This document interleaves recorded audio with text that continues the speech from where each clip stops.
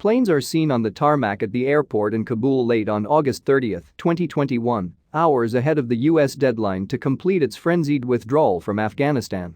The last U.S. plane departed Afghanistan's Hamid Karzai International Airport a few hours before dawn, marking the end of America's longest war and leaving the country's future in disarray and uncertainty under Taliban rule.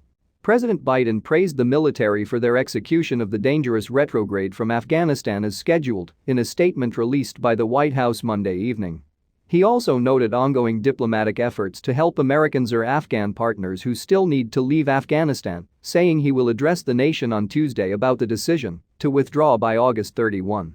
The final days of the U.S. presence in Afghanistan were filled with chaos, bloodshed, desperation, fear and panic as troops attempted to stave off attacks by ISIS-K while trying to coordinate a massive exodus of people out of the country.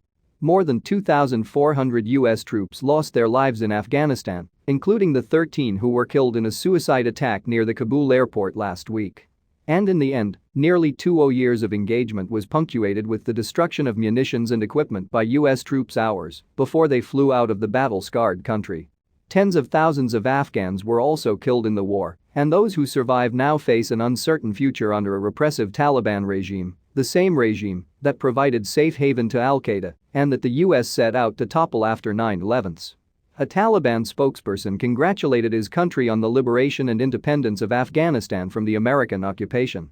Secretary of State Antony Blinken outlined America's engagement in Afghanistan going forward, calling it a new chapter in which we will lead with our diplomacy. Blinken said that with the embassy in Kabul now shuttered, the new embassy would be based in Qatar and it would provide consular and other services. According to most recent counts, he said, under 200, probably closer to 100 U.S. citizens who hope to leave remain in Afghanistan.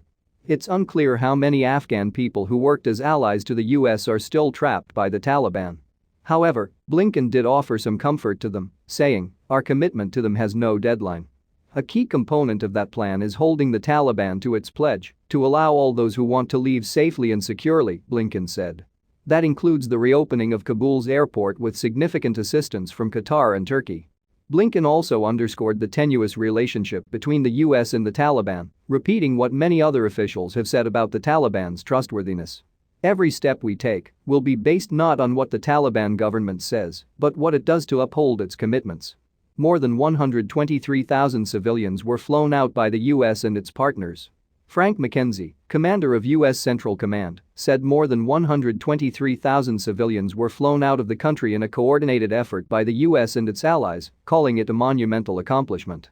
A U.S. official also said today that 6,000 people who self-identified as American were American.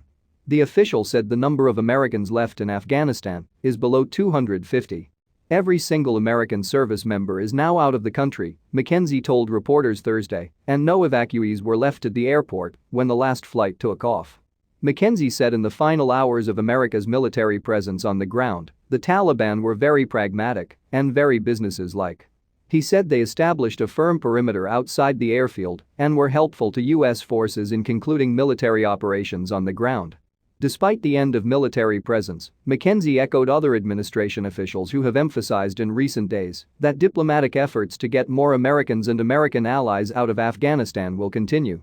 U.S. officials have said Taliban forces, who now control Afghanistan's borders and airspace, have been told that anyone who wants to leave should be able to do so peacefully.